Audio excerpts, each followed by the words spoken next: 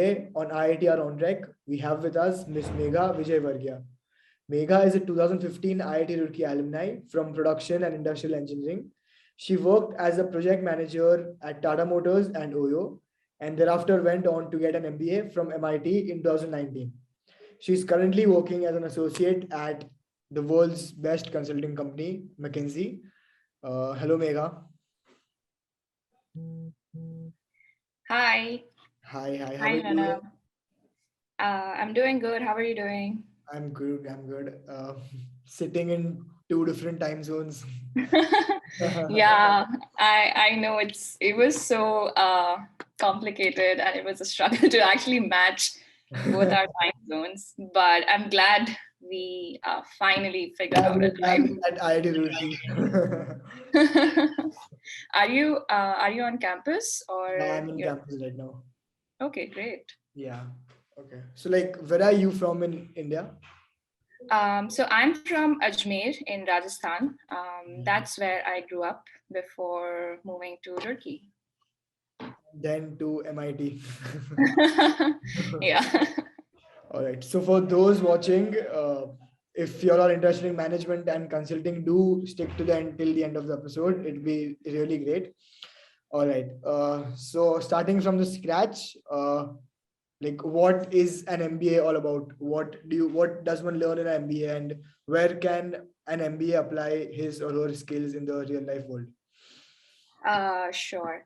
So I think MBA, it's all about what you want to make out of it. It's very, very flexible and open structure in that sense. It's a little different from engineering, where in engineering you have like certain courses, you know that you're specializing in a certain branch, and then you do all of those courses.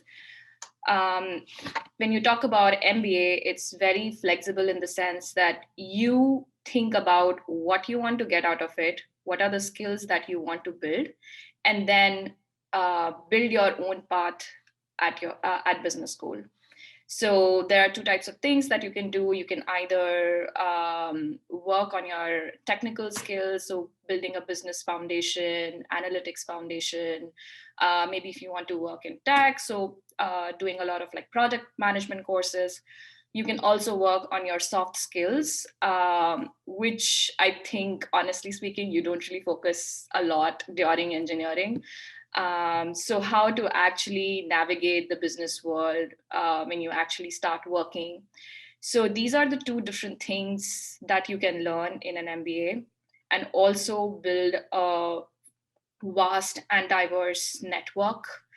So when you go back, you start working again, you are actually connected with a diverse community, community that you are interested in, community that you want to work with. Right. So like it's more about getting to know the world better, management and business side, business related field. Yes, that's true. So like what do you think is the reason why so many engineers are preparing for an MBA, and why do you think MBA is the next option for most of the engineers these days? Like MBA has become a very in demand skill for the engineers right now, especially Yeah. like whoever we watch today, whichever engineer we pick up, the next plan after graduation Yeah. is getting an MBA. So what do you think is the main reason? Like, is the core subject not? Why is the core subject of engineering not being not being promoted, or what can I say? Yeah, I mean, I get what you're saying. I don't think that the core subject is not being promoted. It's more about where your interest lies. A lot of people do end up pursuing MS and PhD, and I think those are as good options. Those are amazing options.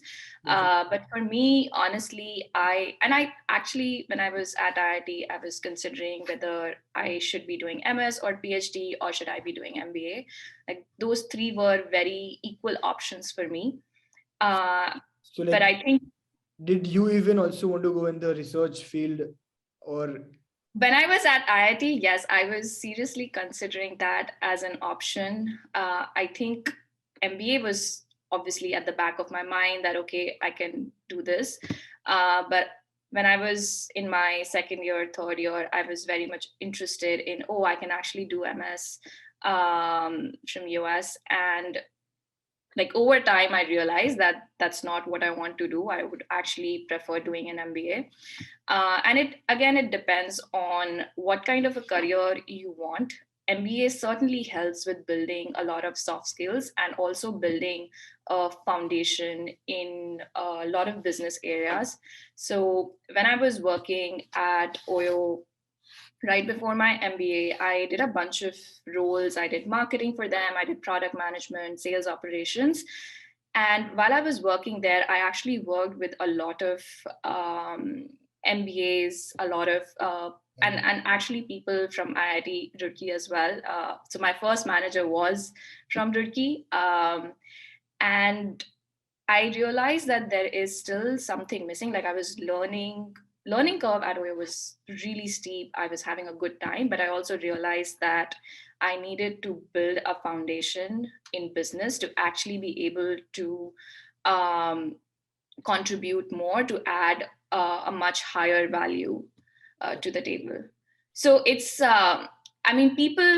a lot of people, I think, do it just to move from engineering role to a more business focused role. And MBA actually helps you to bridge that gap.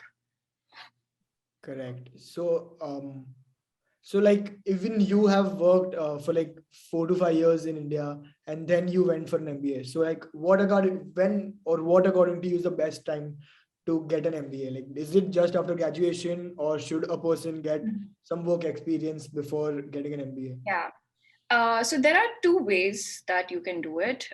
First is you need to figure out when do you want to do MBA. There is no specific right time to do an MBA. It depends upon what your journey has been. And then second thing, you need to figure out whether you want to do an MBA in India or in US or Europe, like outside India, because the eligibility criteria, the experience is a little different in India versus outside India. So if you want to if you think that, I don't want to do any engineering job, I'm really interested on the business side and I want to learn the business foundation, I think the right time for you could be right after graduation. You take CAT and then you move to a business school. Versus the second option is you think that, okay, I want to try out, I want to work in the business world, I want to see what are my strengths, what are my weaknesses, and then work on that. And then you just work for like 4 to 5 years and then go to a business school. I think most of the business schools in India, mainly IIMs, they don't really require, but you see a lot of people who are studying at IIM are within the 0 to 2 years of work experience range. And then if you have a 4 to 5 year work experience, people usually pick ISB, or if they want to move outside of India, then they apply to schools in US or Europe, like LBS, INSEAD, etc. That is where your work experience requirements comes into picture. So you would find average work experience here is at least 4 to 5 years of experience. During my time at business school, I had friends who even had like 8 to 10 years of work experience. So as I said, there is no specific right time to do MBA. You figure out what your journey has been and what do you really want to get out of it, and then start applying to business schools. So you can do as early as you graduate, or you can work for 4 or 5 years. Personally, for me, I was very clear that I don't want to immediately jump from undergrad to business school. I wanted to work for at least 4 or 5 years, figure out what I really want to do, and then do an MBA. Right. So like, can we say that like the best time, of course, it depends on the person. It depends from person to person. Like, but does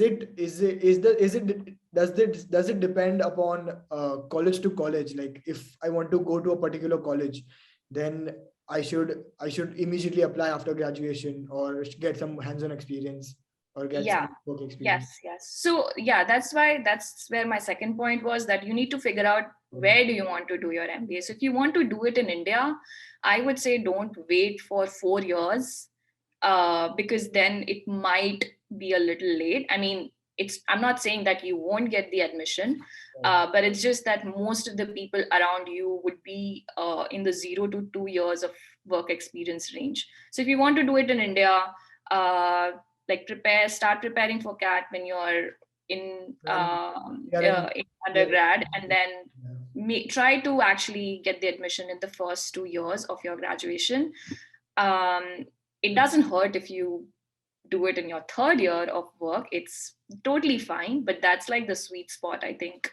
But if you're doing, if you want that, oh, I want to actually move to US or outside India and actually do an MBA there, then you should really focus on getting a solid work experience in the first 4 years. Like try to build a leadership profile, try to get more leadership experiences, and that's going to help you a lot in getting admission in a good school.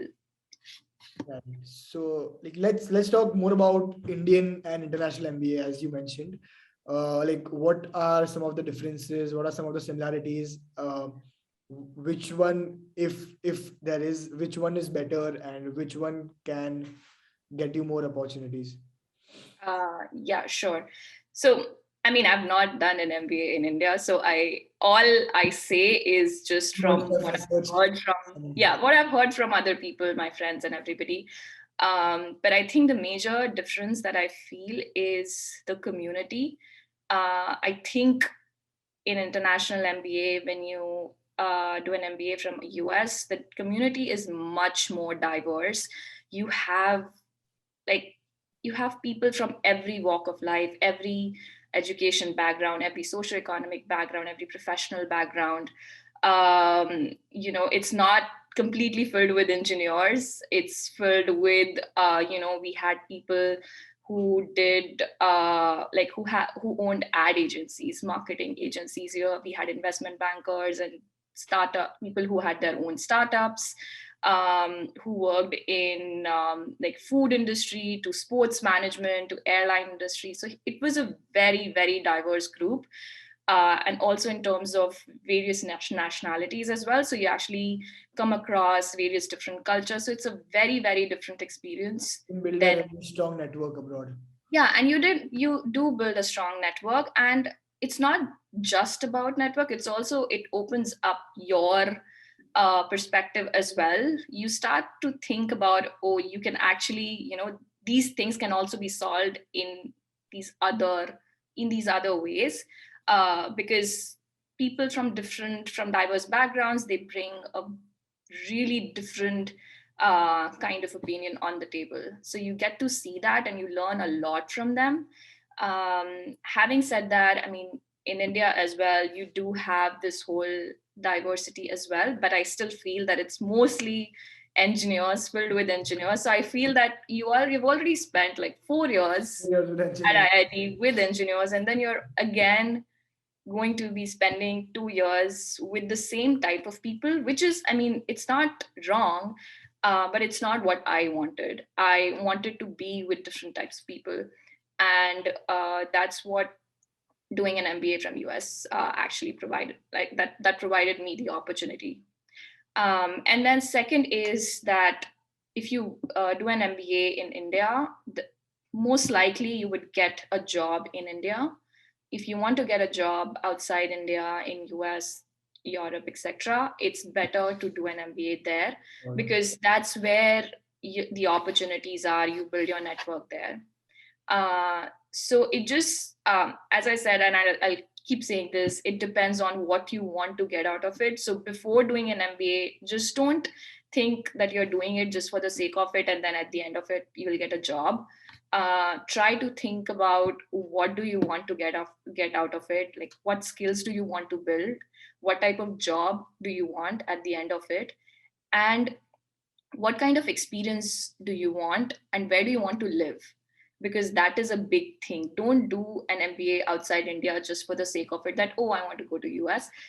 like, do you really want to go to US? Do you see yourself working in US versus India? Because both the options have their trade-offs. Okay, yes, correct. So like there are some things that one needs to keep in mind while preparing for an MBA. Yeah, and the preparation is also different. The exams are different. You have to take CAT versus Exactly. you have That to was take my next GMAT. question. Yeah. So like what is the procedure that one needs to follow to get an admission internationally? Like the SOP writing and how to contact a college. What are Yeah. Yeah, please tell us more about that. Yeah. So I think the first step there is taking GMAT. So GMAT, you have three sections in GMAT. You have quant, you have verbal, and then you have reasoning, which is basically interpreting charts, etc. So this is what your how your GMAT is Correct. structured. So you have a total score of 800. Usually, if you want to get into a good school in US, it's you should have a score of at least 710, 720. Again, being from India, having an engineering degree is a kind of a disadvantage there because there are so many people applying for the same. I, I Uh, I mean, this is something different that I've heard. I mean, disadvantage in the sense that you really need to get a good score. Because you will find a lot of Indian engineers with 710, 720. I mean, I'm not saying that you will not get admission. It's just that it's better to have a higher score Better to to be secure alone. your position. Yeah. So, I mean, so that's actually a real big difference doing an MBA from India versus US. So in India, it's like you take CAT, you get a percentile, and then based on the percentile, you receive your interview calls. The process is completely different in US. So you take GMAT, and you also write essays along with GMAT. So you take GMAT. Second step is basically writing essays. So every school has a few prompts, essay prompts that you need to write. And then when you apply, so you apply to each school separately. So it's not that you will take the exam and then schools will call you that, yes, you are invited for the So interview. So basically, you need to it's not a centralized system. You need to apply. yeah, it's very, very individual. Every school has a very specific requirement, very specific essay prompt that you need to write. So you need to figure out, okay, these are the 5 schools or 10 schools that I want to apply to. And then you send it's an online application. So you just fill in that online application, fill in the essay prompts along with your GMAT score. And then each school will evaluate your profile. So it's not just your GMAT score. So scoring a 780 on 800 will not secure you an Uh, interview invite. correct. So you should also have a very strong profile in terms of you should know what the school is looking for, right? So you should have a really strong leadership position, a good work experience backed with your GMAT score. I think those are the two main things based on which they call you for interview. And then once the interview you actually give the interview. Every school has a separate interview process. Some do virtual, some actually do in-person interviews in India. Oh, So it depends on how it is structured, and then you finally get the call. So coming back to the GMAT thing, it's you take the GMAT, you prepare for GMAT, you take GMAT, and then you start working on your essays for different schools. right. So like how many interviews had you given during your time? Like how Uh, many how many colleges had you shortlisted? Like and how many yeah, how do you select a good college? yeah. For I students? think so. I think the good colleges, it's called M7 schools in US. So those are basically Harvard, Stanford, Wharton, uh, MIT, Kellogg, Columbia, and Chicago Booth. So these are your top 7 schools. I think getting an admission in any of these 7 is amazing. Like, it doesn't really matter whether you are at like Kellogg or you are at MIT. Maybe Harvard is a little different. But I think getting an admission from any of these top 7 schools is amazing. You also have, I think you should aim for like top 15 after these. So, and these top 7 is anyway really good. And then you have to also figure out what does the school look for. So you need to do individual research on their website. College. Yeah, for each college, yes. And then try to figure out whether what they are looking for match with your profile or not. Like, what kind of people actually apply to those schools, what kind of community they are trying to build. So it all depends on what kind of experience do you want to get. Like, for example, like Harvard and Wharton, they are considered to be very, very competitive schools. Kellogg and MIT are considered to be very collaborative schools. For me, I think my major criteria was that I wanted to go to a collaborative school because I wanted that whole community building experience. So for me, I think MIT and Kellogg were my top choices. And that's where I applied. So like, and I think the only colleges that you applied for? Yes, actually, it's not. I would not recommend doing that because I think I took GMAT a little late in the year. So like, do you need to prepare anything for GMAT, or do you need to get some coaching, or like how do you prepare? Yeah, so good question. So I think let me start from the beginning. Like, how should you actually time everything? Okay, so usually round 1 of business schools, they happen during end of August, September. So you need to have your essays ready by then. To actually have your essays ready by then, you should typically have your GMAT score by, I would say, May or June. Like end of June, you should have your GMAT score. And everybody, I think it varies with how much time can you actually devote to actually preparing for the exam. It typically takes like 3 to 4 months because you're also working. You come back home tired at 9-10 p.m. Then you work, then you study for like a couple of hours. So it all depends upon how much time you can actually devote. So it takes 3-4 months to actually prepare.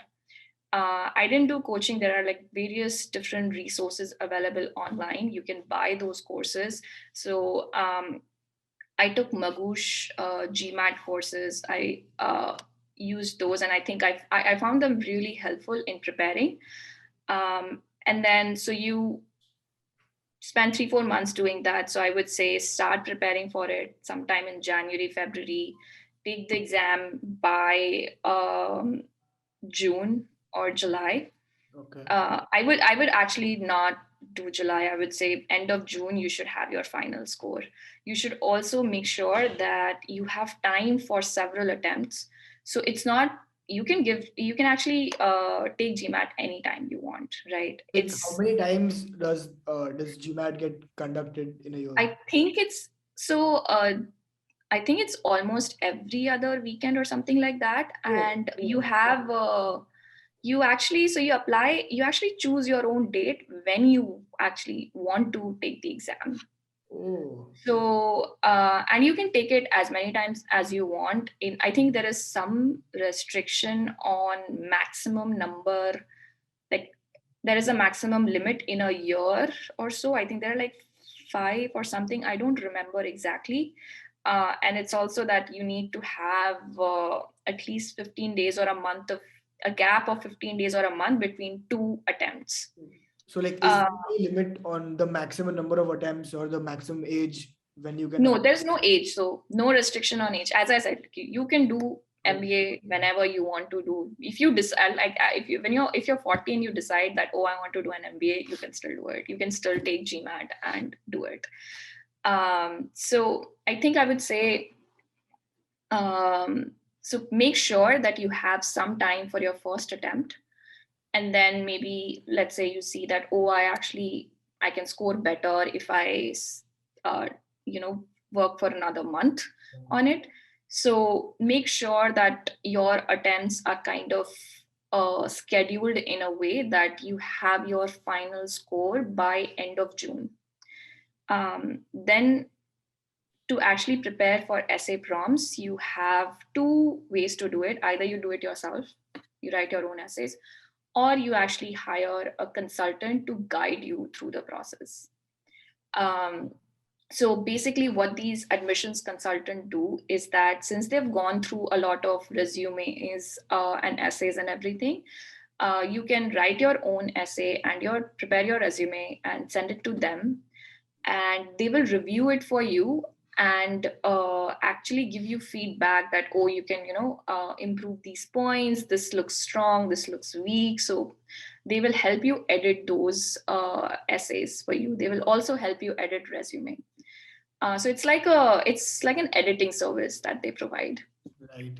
And since we don't have an experience in writing essays, right? Like for undergrad, we just take the exam and that's it, right? It's very different in US where they had to write SOPs and everything, even for undergrad. So they are actually in this habit of writing all of these like long essays. We are not. So I was certainly not. We are used And to I MCQ remember questions.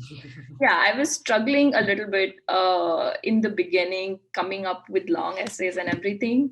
That is why I actually liked MIT's application, because it was like a 300-word cover letter, and I thought this is the best for me. I think I can do 300 instead of us writing a 700-word essay. But I mean, that's not the reason of actually applying to a school. So you actually hire an admissions consultant if you think that they will provide value.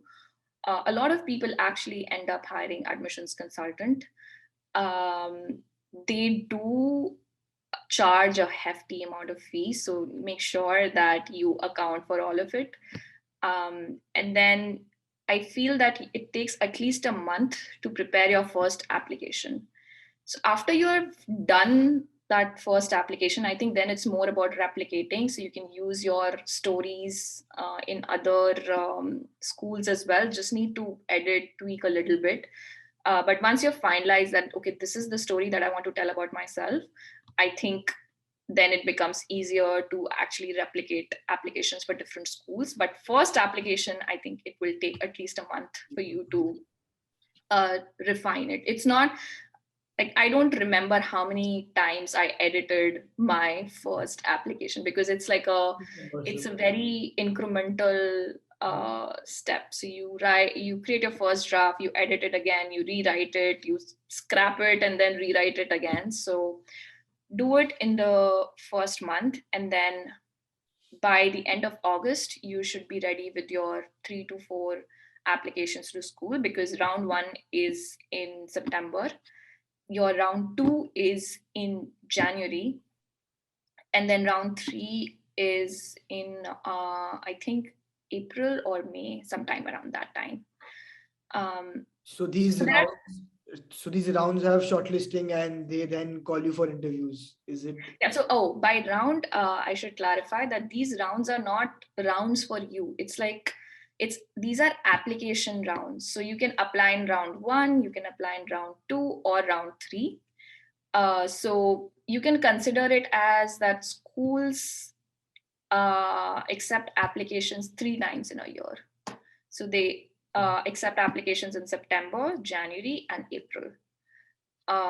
You should apply in either round 1 or round 2. By round 3, they have already filled most of their applications, most of their seats. So I would say don't rely on round 3. You can still apply and maybe get an invite. I mean, that this has happened before, but I'd say round 1, round 2 have much higher chances. Right. So time your preparation and your essay writing and everything so that you can either apply in round 1 or round 2. Yeah. And in terms of selecting schools, I would say try to select your apply to 2 to 3 dream schools that you really want to go in. Those would be your M7 or Harvard, Stanford, Wharton kind of schools. And then also apply to at least 2 safe schools. Like These you schools are can basically, possibly. you know that 80%, 90% chances are you are going to get it, because your average work experience is in that segment. Your GMAT score is also kind of their average GMAT score acceptance. um, so figure out a combination of these schools so that you really get an invite from at least one school. So 2 to 3 dream schools, 2 to 3 safe schools. I think don't do a numbers game here. Don't apply to 10 schools in one round. I think you should figure out that, okay, I can actually prepare 3 good quality applications. If you think you can prepare 3 good quality applications, just do that. If you think you can prepare only 1 good quality application in the time that you have, do that. Don't focus on, oh, I want to apply to 10 schools and then submit a low quality application. That will not secure you an interview invite or even an admissions offer. So like So yeah. do we get the invite for all the colleges during a particular time, or like do we get an invite from from college A at one particular time and then after? It's a window. So for round one, typically I think Like since the final system is now admissions offer. centralized, since the Yeah, system. so final admissions offer are released sometime during like first 2 weeks of December. So every school obviously releases their own offer in and interview invites and everything. So interview invites typically come out sometime during October, November. That's when the interviews happen, and then max second week of December, you will know if you got the final offer or not. Same for round two. Interview invites go out sometime during February, March. That's when the interviews happen. And then last week of March, April, you get your round two results. So Great. it's a very long process. It takes at least almost a year. It's also a lot. It's a little bit scattered here and there because each school has Fully its right. own process, own timeline for application submission, interview, final offer. So it's actually like a whole process. It helps if you are organized a little bit in terms of, oh, these are the schools that I want to apply. These are the application deadlines. And this is when interview invites come out and the final offer, so that you can prepare your own life around it. Because, I mean, I think one struggle that I faced was, since I was working at a startup, sometimes things would get really difficult to actually balance working with preparing for GMAT or writing these essays, because they do take a lot of time. So you also need to account for it, that, okay, that this 1 month is going to be really busy at work, so you need to account for that as well. So it takes a little bit of planning on how you actually want to go through the entire process. There are also good online resources. So one is GMAT Club Forum. It's basically a community of people who are taking GMAT, preparing for all these business schools. So they keep sharing their experiences. They share their GMAT preparation experiences, their interview experiences, and all of that. So you learn a lot from those forums. There's MBA Mission website that I really used to follow. They I think they have primers on different types of business schools. So it's like a short summary of what the school wants, what kind of GMAT score is required, what kind of profiles are there, and all of that. So it actually helps a lot if you research about the school. And then modify your application, modify your story, portray your story in the way they want, right? I'm not saying like come up with a fake story. It's just that it's your own story, but you need to portray it in a way the school wants to hear. Right. Yeah. So too many techniques about MBA. Let's rewind a bit. How has IIT Roorkee helped you or shaped your career and what you are today?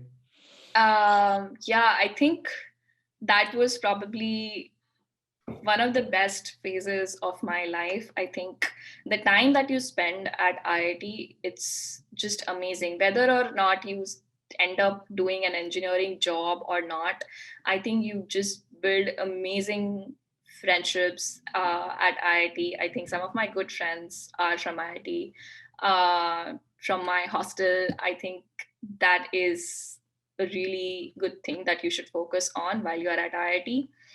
And I think one thing that I did was just try out different things. I did not focus myself that, oh, I really want to just do MS and I'll not think about anything. I think I kept my options open, and I kept researching a little bit. What if I do MS, what would my life look like? If I do PhD, what would my life look like? Right? I think thinking 2 steps is really helpful, like 2 steps ahead instead of just the next step. Because if you just think that, oh, I want to do MS, but then you do MS and then you realize that, oh, this is not something I wanted to do, then that would be a really dangerous position to be in. So think about, what do you really want to do in life? So I think I kept 3 options open. I was still, by the end of 4th year, I was still kind of debating between, do I want to do MS or MBA? PhD I had ruled out, because when I was doing my BTP, I realized that, okay, research is probably not the thing for me. I don't think I'll be able to spend like 6 years, 7 years doing PhD. So I had ruled out PhD by then. And then MS and MBA were like 2 good options for me. And then I started working, and that's when I realized that, okay, I am actually inclined towards MBA and not MS. So I think overall, and also being around people of different interest at IIT also helps. Like I had friends who wanted to do MS. I had friends who wanted to do MBA. So it was helpful to talk to both type of people and then figure out, okay, what do they want? Do I really want that?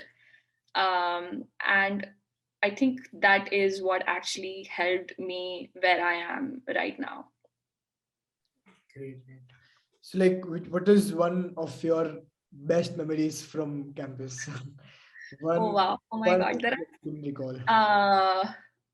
There are so many like small good memories. I think when I think about it, I think I really loved walking in the campus. You realize it after you leave the campus. Like, it's so beautiful. Are you missing the Thompson building? Yeah, I mean, actually, yes. Because I was working in Gurgaon, and it was just terrible living in Gurgaon because you can't really walk there. It's just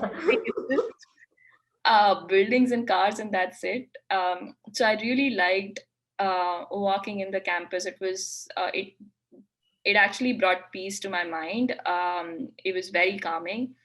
And I think one of the most fun times I think I can think of is that the time that I spend in canteens. So whether be it, so I used to live in Kasturba Bhavan, so be it Kasturba Bhavan's canteen, or I remember there was this university canteen behind mechanical department. And I think we used to spend a lot of time in between classes. So whenever there was like a buffer time, all of us would move to university canteen, like spend an hour, 2 hours, literally hours there, like, or doing bucker and gossips and everything. It was really fun. I mean, so like, what like what was your campus life all about? What groups were you in? Yeah. And did you have? So I was in 3 groups. So I was a part of Share, then GG and Mechanical Industrial Engineering Student Yeah, Society. MIE. Yeah, so those 3 were close to my heart. I think I made really good friends in all 3 groups, and I had an amazing time with them. Definitely. I think that certainly helps being a part of a group at IIT. I think it helps build your network. It helps actually build close friendships with them. So yeah. Yeah, I mean, yeah, like in currently in these times, these groups are the only means of contacting the seniors. Yeah, Everything that is is online. all Literally actually everything is online. Our classes are online. Right true. now we have a curfew in our hostel, so like interaction is really. Oh wow. Can you step out of hostel though or not? Yeah, we can, but like from 10 to 6 we cannot. So there's a curfew in our hostel, especially. Oh, okay. Rajiv Bhavan, like, is really Oh. strict. I mean, when I was there was anyway a curfew at girls' hostel anyway. So we used to have this 10 p.m. curfew, and Curfew. I think they got rid of it a couple years after I Yeah, graduated. now there's no Yeah, curfew for girls like yeah, yeah. So you can feel our pain now. that. All right. So like, okay, so one last final piece of advice that you would like to give to the Rurki Janta. uh, okay, wow. Let me think. I would say spend your time on exploring as much as you can during your time at IIT. It's a very safe environment. Don't be afraid of, trying new things. Don't think that, oh, I want to do a specific thing and just do things for that. In your first couple of years, try out different things, figure out what really interests you, and then work towards that. And when you are doing that, always think 2 steps ahead. Think about, okay, when you actually achieve this goal, what are you going to do, and does it really make sense to you? I think that principle really helped me in figuring out what I want to do in life. And then second, which is really really important, is that while you're preparing for academics, figuring out what you want to do in your career and all of that, don't forget your friends. I think you will never get that time back with them. So try focusing on building strong friendships, because those would be your fun memories from your time at IIT. Um, so yeah, this is all I would say. All right. So that was it for today, guys. Thank you so much, Megha. It was really fun talking to you. And for the viewers, I hope this session was informative and it was helpful for y'all. We'll see you all in the next episode of Beat at IITR onRec. Until then, goodbye. Thank you. It was great talking to you.